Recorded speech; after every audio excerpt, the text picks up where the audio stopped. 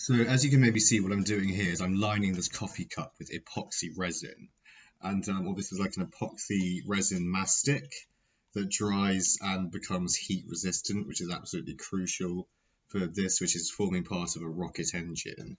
So it needs to be very, very heat resistant, of course. It's also rather heavy. That's the other thing about it. That's the other thing about it which worries me to some extent, how heavy it is. It's so heavy, in fact, that I think one beer can on top of here, even under a lot of pressure, isn't really, or even like, probably glued with fiberglass really onto this, wouldn't really provide the necessary pressure that I need to get this whole thing lifted off the ground. But then again, I don't really know that. And it might take a degree of experimentation with it to try and see. So this stuff is bitch to get out of the tube.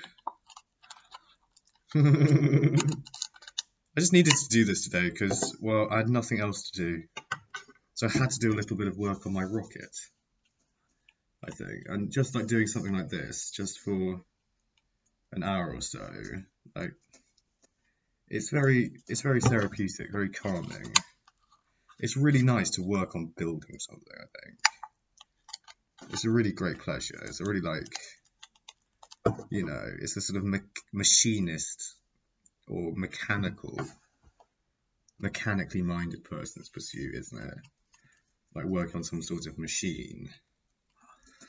So yeah, I mean, and I don't think 2 little tubes of epoxy is quite going to be enough for it. I think I have to buy a third one. I'm totally out of money at the moment. But this, I think, is going to be a really, really interesting little project, because what I'm doing here is I'm seeing what is the absolute cheapest you can build a small rocket for.